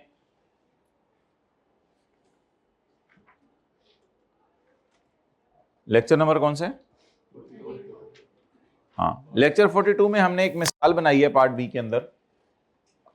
2012 के अंदर, आज के नोट्स में अटैच भी है स्क्रीनशॉट के तौर पे, 2012 के अंदर मुझे बताएं शायद करंट टैक्स की वर्किंग में लॉसेस कितने आए? 130। हम एफबीआर के दफ्तर में चल के गए, उनको कहा यार हमारे 130 के लॉसेस आ गए हैं, जरा चेक करो। उन्होंने कैलकुलेशन चेक की और उन्होंने कहा वेल डन, हमने चेक कर लिया यार आपके 130 के लॉसेस हैं, आइंदा कभी प्रॉफिट आए तो आप माइनस कर लेना, जाओ यार। एफबीआर के दफ्तर से होके आ गए हम, वापस घर आ गए। घर में आके सोचा कि फ्यूचर में इतने प्रॉफिट आने भी हैं या नहीं, तो दिल में ख्याल आया कि नहीं इतने ज़्यादा प्रॉफिट तो नहीं आने। बजट्स बनाए, कैलकुलेशंस की, डायरेक्टर्स बैठे, मीटिंग्स हुई, करके डिसाइड हो यार फ्यूचर में हमें लगता है कि 90-95 मिलियन के प्रॉफिट आएंगे। आपने कहा 90-95 तो कोई फिगर नहीं होती, आपने कहा चलो फ्यूचर में 90 के आ जाएंगे, अंदाजा लगाया। ये बहुत मुश्किल होता है अंदाजा लगाना, कैसे अंदाजा लगते हैं पता नहीं, मुझे तो समझ नहीं आती आज तक, पेपर में गिवन होते हैं वैसे तो ये अंदाजे पता नहीं प्रैक्टिकली लोग कैसे लगाते होंगे। तो हमने अंदाजे लगाए कि फ्यूचर में मैक्सिमम कितने, ये 130 तो हकीकत है ना, ये तो कैलकुलेशन से निकला है, तो 130 का लॉस आ गया, लेकिन मैंने अंदाजा क्या लगाया कि फ्यूचर में कितने प्रॉफिट्स आएंगे? 90। तो प्रूडेंस कॉन्सेप्ट ये कहता है कि एसेट उतना बनाओ जितना एसेट रियलाइज होने की उम्मीद है, बाकी लॉस डेड हो जाने, बाकी लॉस हमारी नजर में लैप्स हो जाने, क्योंकि फ्यूचर में प्रॉफिट से कितने आने हैं? 90। आप बताएं मेरे फ्यूचर में मैक्सिमम कितने प्रॉफिट आएंगे? 90। अब मैं अनयूज्ड लॉसेस पर रेट लगाऊं या अनयूज्ड लॉसेस का वो पोर्शन जिसके अगेंस्ट प्रॉफिट आने हैं? आप बता दें अनयूज्ड प्रॉफिट्स के अगेंस्ट कितने, अनयूज्ड लॉसेस के अगेंस्ट कितने प्रॉफिट्स आने हैं? अब मैं 90 के इंशाल्लाह फ्यूचर में प्रॉफिट आएंगे और 90 के लॉसेस माइनस करूं। जब 90 के लॉसेस माइनस करूंगा तो इसकी वजह से मेरा टैक्स सेव होगा 27 रुपए से, तो मैंने ये सेविंग बुक कर ली। अल्हम्दुलिल्लाह ये सेविंग होगी जब फ्यूचर में प्रॉफिट्स आएंगे। अगले साल मैं एफबीआर वालों के पास गया, एफबीआर वालों को कहा कि मुझे ना इस दफा प्रॉफिट आए हैं 145 के। उन्होंने कहा हाँ तुम्हें याद है पिछले साल तुम आए थे, तुम्हें लॉस, हाँ मैंने कहा हाँ तुम लोगों को 130 के लॉस बता के, उन्होंने करो माइनस, होने का वेल डन। हमने क्यों अपनी सोच उनको बतानी है टैक्स वालों को? तो हमने क्या किया, बोले ना, हमारे पास अवेलेबल लॉसेस कितने थे? 130। 130 को हमने क्या कर दिया? माइनस कर दिया। एक छोटी सी अब चीज है वो मसला क्रिएट करेगी, वो असल में 2013 की रिकॉन में आएगी, वो भी मैं सवाल में आपको दिखाऊंगा। वो सुनने क्या आए। मैंने सोचा था खुशी आएगी 90 के अगेंस्ट, लेकिन खुशी आ गई 130 के अगेंस्ट, 40 पे ज्यादा खुशी आ गई है। जो खुशी का मैंने सोचा नहीं हुआ था उसका मैं नाम रखूंगा पिछले साल अनरिकॉर्डेड खुशी थी, इस साल मजबूरी में रिकॉर्ड करनी पड़ेगी। उस खुशी को मैं रिकॉन में लेके जाऊंगा, लेकिन वो जब रिकॉन में लेके जाऊंगा तब आपको बता दूंगा, वो कोई ऐसी बात नहीं है। तो इस एडजस्टमेंट का एक आखिरी इंपैक्ट जो कि एक बड़ा खूबसूरत इंपैक्ट है वो ये हुआ करेगा कि 13 की रिकॉन में एक मसला आया करेगा। ये हमारे सिलेबस की आखिरी एडजस्टमेंट है जो रिकॉन में आया करेगी। 13 में रिकॉन में एक मसला आएगा। मसला क्या आएगा? खुशी कितने पे बना चुके? 90 पे। लेकिन इस साल एक्चुअल खुशी कितने पे आई? 130 पे। कितने पे ज्यादा खुशी आई? वो 40 की खुशी इस साल हम रिकॉर्ड करेंगे इस नाम से, previously unrecognised deferred tax asset. ठीक है, previously unrecognised deferred tax asset. तो उसको छोटा सा करके लिख लेते हैं, ऐसे ही जरा लाइन डाल के। 40 का 30% रिकॉन में जाएगा, 40 का 30% रिकॉन में जाएगा। वो भी लेके जाएंगे तो इंशाल्लाह आपको बता देंगे।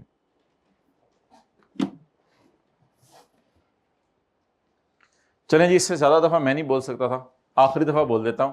टैक्स वालों को कितना लॉस बताया था? 130। खुद क्या सोचा था प्रॉफिट्स कितने आएंगे? 90। तो यहां फिलहाल 12 में क्या करें? 90 पे एसेट बना लें, 90 पे एसेट बना लें। फ्यूचर में प्रॉफिट्स कितने आए? 145। टैक्स वालों को कितने लॉसेस बताए हुए थे? टैक्स वालों को 130। कोशिश करें कि सारे फौरन ही माइनस हो जाए, सारे फौरन माइनस हो गए। एक छोटा सा मसला आया करेगा एंड पे, बताएं जरा जल्दी से। इससे ऊपर आएगी, हमने कभी ये एडजस्टमेंट टेस्ट नहीं की, ये इसी लेवल पे आपके सिलेबस में है। अब कितनी खुशियां रिकॉर्ड कर चुके थे? 90 पे। हकीकत में कितनी खुशियां आ गई? डेफर करके कितना टैक्स सेव होना था? 90 ज़रब 30, 90 ज़रब, और डेफर करके कितना टैक्स सेव हुआ? 130 ज़रब 30 ही ऑटोमेटिकली हो जाएगा ना, तो वो 40 आएगा। इंशाल्लाह अभी आपको सवाल में दिखाता हूं। हमारे सवाल में अब आके देखें, एक लाइन डली हुई है। हमारे सवाल के लिए पिछला साल बताएं, और यही इंशाल्लाह पार्ट ए में रिवाइज होना है। मुझे बताएं, हमारे सवाल में पिछला साल का नाम बताएं, पिछले साल का नाम। 2000 नंबर, हमारा साल कौन सा है? 23। पिछला साल कौन सा था? ड्यूरिंग बाइस अनयूज्ड लॉसेस वर 280, बल्कि ये एज ऑन 22 नहीं है, ये तो आया ही 22 में लॉस है। 22 की करंट टैक्स वर्किंग में कितना लॉस आया? जब मैंने इधर 22 की वर्किंग बनाई होगी, 22 की, तो कितना लॉस आया होगा? 284 का मुझे लॉस आया। During 22 we incurred a loss of 280 against which, अल्लाह करे लिखा हो we expected sufficient profits, फिर तो कोई मसला ही नहीं होगा, फिर तो पुराने सवालों की तरह कर लेंगे। Against which we expected at that time to only able to minus 180 against the future profits। Future में अगेंस्ट हमें फ्यूचर में सिर्फ कितनी उम्मीद है? हमारे पास लॉसेस कितने पड़े हुए हैं? 284। फ्यूचर में प्रॉफिट्स कितने आने हैं? पिछले सवाल में ये फिगर कितनी थी? 130, और ये फिगर कितनी थी? 90।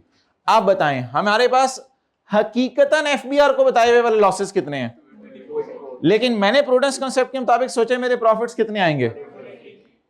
31/12/22 को, पिछले साल की रात को, 31/12/22 को, पिछले साल की रात को कितना एसेट बनाऊं?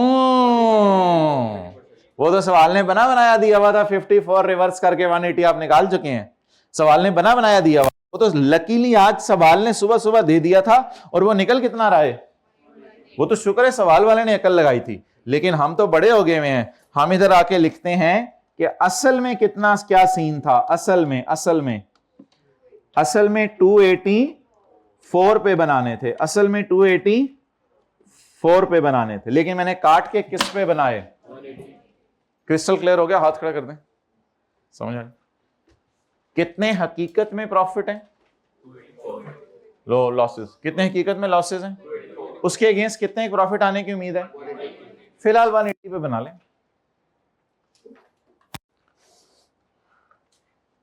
अब मैं वेल डन, आपकी आई उधर गई, मुझे बड़ा पसंद आया, इसी टाइम जानी चाहिए थी। अब मैं 3 लफ्ज बोलने लगा हूं।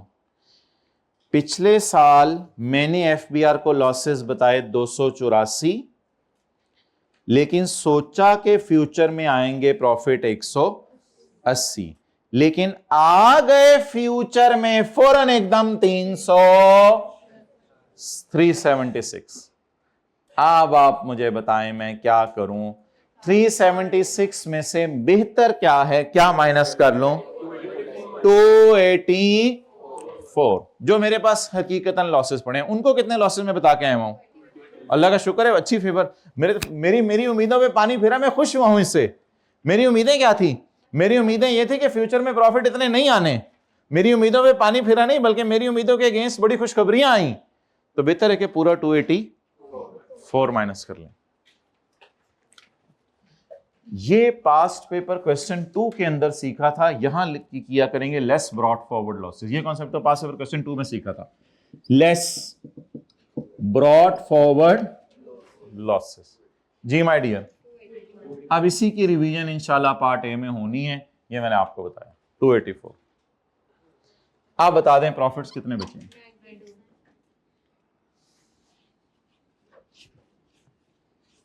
92। इस पर टैक्स लगाएं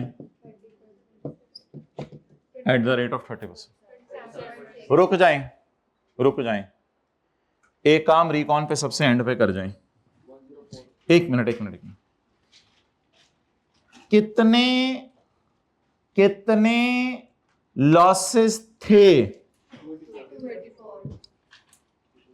इनमें से कितने लॉसेस के अगेंस्ट प्रॉफिट आने की उम्मीद थी?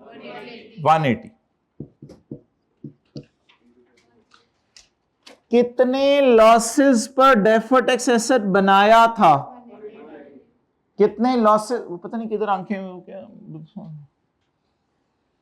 कितने लॉसेस पर डेफर्ड टैक्स एसेट बनाया था? 180। और कितने लॉसेस माइनस हो गए खुशी के तौर पे? तो ज्यादा लॉसेस माइनस हो गए, ज्यादा टैक्स सेव हो गया। इसका नाम अजीब सा रखा करेंगे, अनरिकॉग्नाइज्ड डेफर्ड टैक्स एसेट। इसको इस साल रिकॉर्ड नहीं करना, वो इस साल आप डेफर करके क्या फायदा होना, इस साल को फायदा, फ्यूचर में फायदा होना ही नहीं। लेकिन पिछले साल इस डेफर्ड टैक्स एसेट को क्या किया हुआ था? रिकॉग्नाइज नहीं किया हुआ था। क्यों नहीं रिकॉग्नाइज किया था? मुझे उम्मीद नहीं थी। इन दोनों का डिफरेंस लिया करेंगे। बता दें जवाब, इंटू 30%, 31.2। चलिए इसकी अगले सवाल में जरा तफसील से बात करेंगे, फिलहाल ये लिख लें। ये इसी उतरवा दें भाई, अच्छा विंग्स ऊपर करा दें। ये रजिस्टर से होगा, देखें हो सकता है, नहीं मुश्किल है, क्या करें फिर? स्टिक लाओ, मैं कर देता हूं।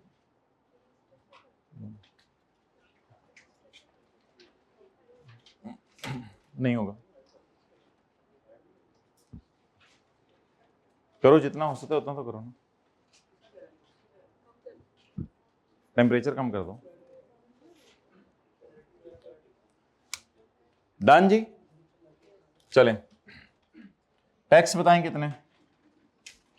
ओहो, साड़ी रीस्ट्रक्चरिंग नहीं तुसी पोस्ट करवाई हुई थी, आए थे चंगे लोग। 70 माइनस 14 56। चलें जी, टैक्स एट द रेट 30%, और tax on interest of 45 at the rate of, और tax on dividend 28 at the rate of, total. भाई रिलैक्स कर लो, लेक्चर अपलोड होना है आज का। अगर आपकी तबीयत खराब है तो देख लो। 30.4।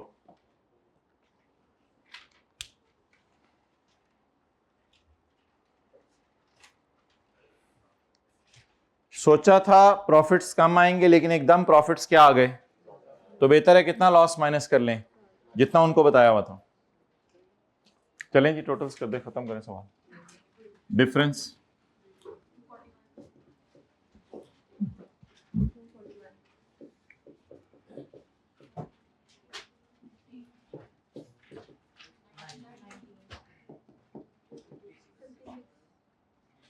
ओहो, ये तो carrying amount of asset is less than tax base of asset है ना, तो इसको टैक्सेबल कहेंगे डिडक्टेबल कहेंगे? डिडक्टेबल। अकाउंटिंग वालों ने 70 अभी माइनस कर लिया है, टैक्स वाले कह रहे हैं फ्यूचर में माइनस कर लेना, तो फिर नहीं टीटीडी कैसे? अकाउंटिंग वालों ने 70 का खर्चा अभी माइनस कर लिया, टैक्स वालों ने कहा 14 अभी माइनस कर लो, बाकी फिर कभी माइनस कर लेना, डिडक्टेबल इन फ्यूचर।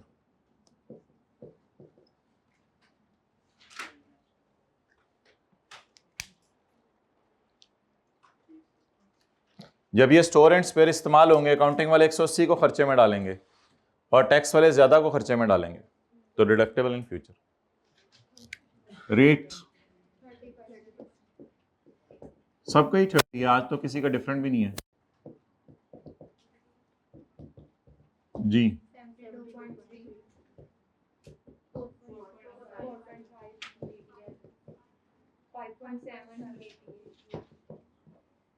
16.8 dt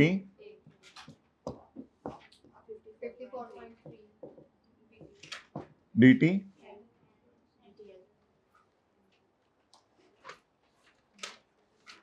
इसके बाद क्या बनाना होता है? डेफर टैक्स का टी अकाउंट। वर्किंग नंबर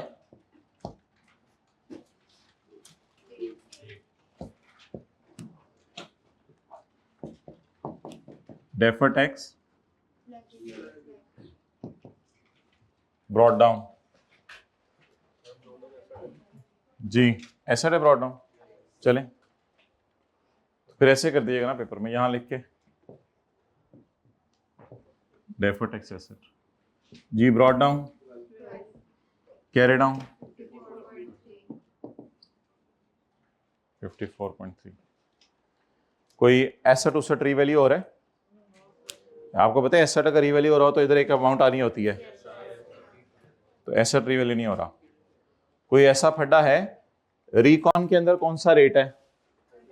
30%, जो करंट टैक्स वाला है। इधर भी कौन सा रेट है? 30%। इधर भी कौन सा रेट है? तो वो वाला मसला भी निकल वाला। तो डेफर टैक्स के टी अकाउंट में आपको पता है दो चीजें ज्यादा आ गई हुई हैं, सिर्फ पूरे सिलेबस में सिर्फ दो चीजें ज्यादा हैं। एक बैलेंसिंग चीज है वो तो डीटी है, डेफर टैक्स के टी अकाउंट में दो चीजें ज्यादा है। मैंने अल्लाह का शुक्र है दोनों पूछ ली आपसे। नंबर 1 रिवैल्यूएशन के असरात आने हैं, और नंबर 2 अगर रेट चेंज है। अभी रेट चेंज जरा देख लेते हैं। रिकॉन में कौन सा रेट है? 30%। ब्रॉड डाउन में कौन सा रेट है? 30%। कैरी डाउन में कौन सा रेट है? तो रेट चेंज वाला जनरल रेट चेंज वाला मसला भी नहीं। तो रिकॉन अब और तो कुछ आना नहीं, तो फिर बैलेंस ही निकालें। 66.8 मोटा हो गया 3 जी 66 पॉइंट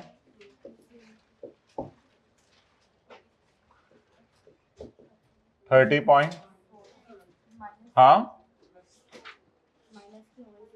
अच्छा वो प्लस है, सॉरी वो खर्चे वाली साइड है। 111.1 तो सुबह सुबह याद तो एंजॉय हो गया जी। क्या ये खुशी रिकॉर्ड की है ना, अनरिकॉग्नाइज खुशी। कर लेते हैं डिस्कस, अगले सवाल में आनी है, इसको कुछ वक्त कर लेंगे, छोड़ें।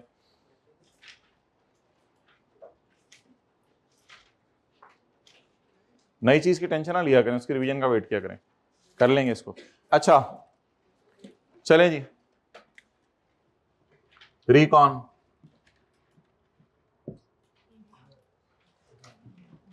पीबीटी बोलें 466 double underline. Tax rate tax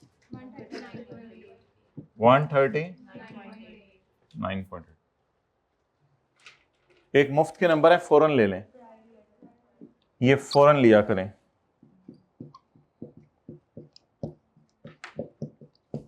prior year tax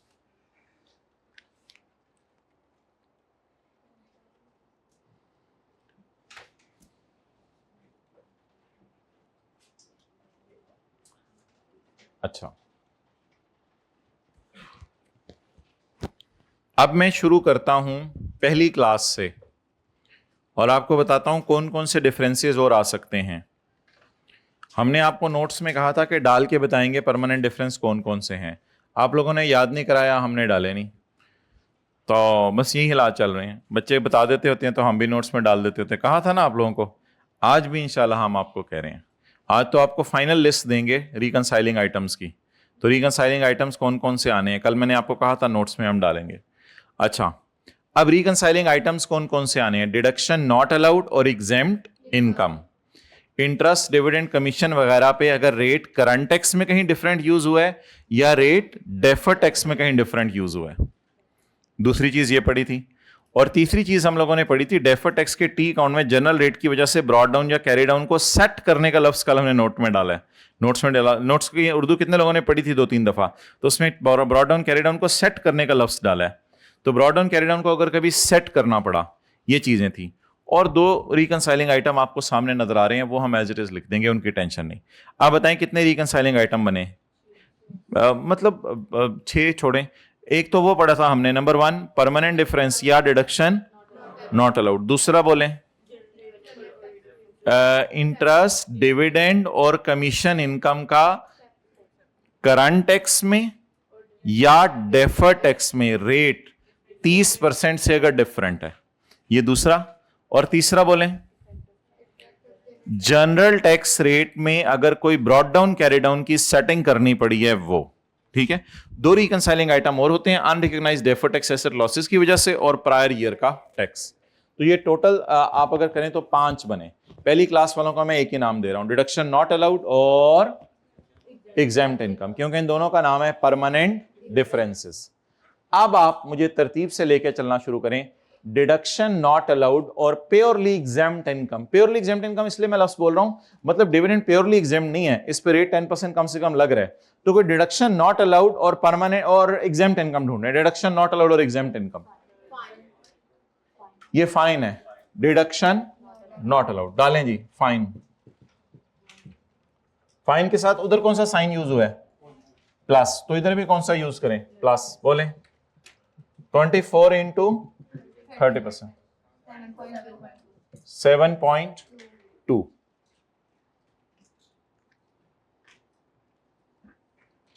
ये थोड़ा सा बैच पता नहीं डिफरेंट पैटर्न के ऊपर चल रहा है। इंस्टेड ऑफ कि आपसे घर में ज्यादा काम करवाया जाए, इधर ज्यादा काम करवाया जा रहा है। पता नहीं क्यों, क्योंकि ना ये वाला सवाल पिछली दफा फुल फ्लेज करवाया था, ना इससे जो कल सवाल कराया वो क्लास में फुल फ्लेज करवाया था, ना अभी जो मैं करवाने लगा हूँ वो शायद फुल फ्लेज हल्का फुल्का ही करवाया हो।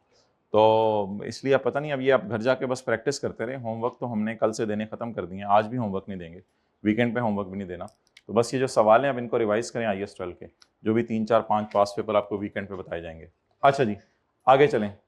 इसके बाद आप मुझे बताएं कोई ऐसी इनकम, इंटरेस्ट, डिविडेंड और कमीशन जिसपे करंट और डेफर्ड टैक्स की वर्किंग में डिफरेंट रेट लगाओ। इंटरेस्ट को बीइंग एन एग्जेम्प्ट इनकम भी आप ले सकते हैं, वो कोई मसला नहीं। आप एग्जेम्प्ट इनकम के तौर पे लेना पसंद करें तो भी ले सकते हैं, आप डिफरेंट रेट के तौर पे लेना पसंद करें तो भी ले सकते हैं, वो कोई मसला नहीं।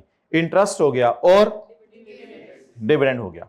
और डेफर्ड टैक्स में भी जाके देखें किसी पर डिफरेंट रेट लगाओ, नहीं लगा। तो अब इन दोनों को पकड़ लें, इंटरेस्ट और डिविडेंड। जरा जल्दी से कैटेगरीज बोलें। एग्जेम्प्ट इनकम और deduction not allowed, interest, dividend और कमीशन पर करंट में या कोई डिफरेंट रेट लगा हो। उसके बाद unrecognised deferred tax asset on losses छोड़ें और प्रायर ईयर टैक्स। जी, इंटरेस्ट बोलें और डिविडेंड बोलें। 40, असल में ना वो 60 में से बाकी 15 पे लग गया उधर टैक्स 30%, उसको नहीं लेना अब रिकनसाइलिंग में। 45 और 28। 45 पे कितना लगना है? कितना लग गया इसमें पढ़ने की वजह से? कितना ज्यादा लग गया? 30 माइनस 0 लिख लें या खाली 30% लिख लें, वो जैसे मर्जी आपको पसंद है। अच्छा, इसी तरह डिविडेंड, डिविडेंड पे कितना लगना चाहिए? यहां पढ़ने की वजह से कितना लग गया? कितना ज्यादा लग गया? ये वाला कल कॉन्सेप्ट कराया था जो बच्चे कहते थे जरा रिवाइज करें। 30 माइनस 10, 20% हो गया ना। अच्छा जी, आप बता दें। 13.5. 5.6. 5.6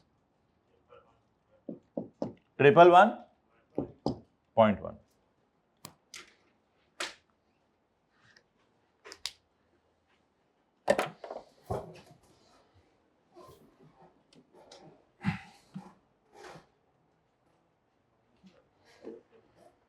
रिकॉन्सिलिएशन में जाएगा डिडक्शन नॉट अलाउड और एग्जेम्प्ट इनकम नंबर 1, और नंबर 2 जाएगा इंटरेस्ट, डिविडेंड और कमीशन इनकम पर करंट टैक्स में या डेफर्ड टैक्स में कहीं डिफरेंट रेट लगा हो। और तीसरी चीज रिकॉन्साइलिंग आइटम में क्या जाएगी, वो बोले हैं तीसरी चीज रिकॉन्साइलिंग आइटम में क्या जाएगी? नहीं, तरतीब से चलें प्लीज। तीसरी चीज जाएगी डेफर्ड टैक्स के टी अकाउंट में ब्रॉड डाउन और कैरी डाउन को जो सेट करना पड़ा था उसकी वजह से जो इफेक्ट आया था। और चौथी चीज जाएगी रिकंसाइलिंग आइटम में प्रायर ईयर टैक्स। और पांचवी चीज जाएगी रिकंसाइलिंग आइटम के अंदर नया concept unrecognised deferred tax asset. ये इंशाल्लाह अभी रिवीजन होगी इसकी। क्या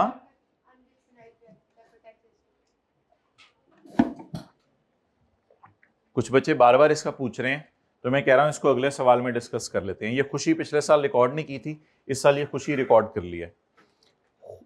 खुशी लेस करनी है ना? हाँ, लेस करनी है। मैं बोल रहा था, माजरत, आप लोगों को उससे बता देनी चाहिए, बताई थी वैसे एक दो लोगों ने। अगले सवाल में इसको करते हैं। अच्छा, रिकंसाइलिंग आइटम जरा जबानी याद करें जल्दी जल्दी से। डिडक्शन नॉट अलाउड और एग्जेम्प्ट इनकम। उसके बाद करंट टैक्स और डेफर्ड टैक्स में इंटरेस्ट, डिविडेंड और कमीशन पर सेपरेट रेट लगा। डेफर्ड टैक्स के टी अकाउंट में जनरल टैक्स रेट की वजह से ब्रॉड डाउन और कैरी डाउन में कोई इफेक्ट पड़ा। चौथी चीज प्रायर ईयर का टैक्स। और पांचवी चीज अनरिकॉग्नाइज्ड डेफर्ड टैक्स एसेट की वजह से जो खुशी आ रही है उसको रिकॉर्ड करना है। अच्छा, अब ये मैं चंद चीजें बोलने लगा हूं, इस सवाल में बता दें ताकि अगले सवाल में आप इनको खुद कर लें।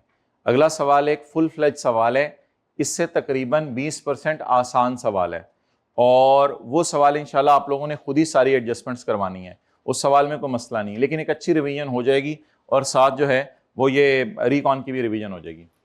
अब मेरे सवालों के जवाब दीजिएगा। पिछले साल 2022 में कितना लॉस आया था? सवाल से ढूंढें, पिछले साल 2022 में कितना लॉस आया था? उंगली रखें, उंगली रखें। 284 का लॉस पिछले साल आया था।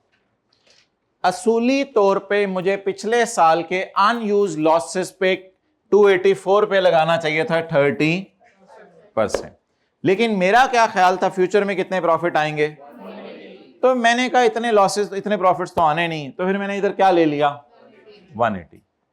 अगले साल मुझे इतने ज्यादा प्रॉफिट्स आ गए कि बहुत खुशी हुई मुझे। अगले साल मुझे कितने प्रॉफिट्स आ गए 370।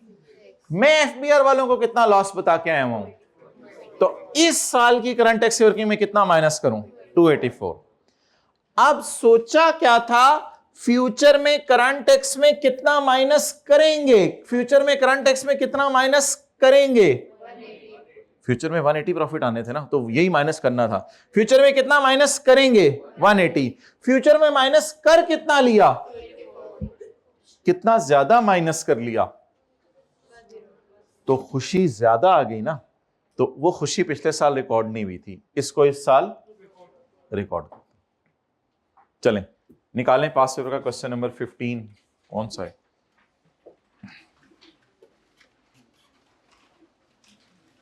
Question number 15। ओहो, ये तो हम पार्ट ए में करना है। चलें पार्ट ए में, चलें बंद करें।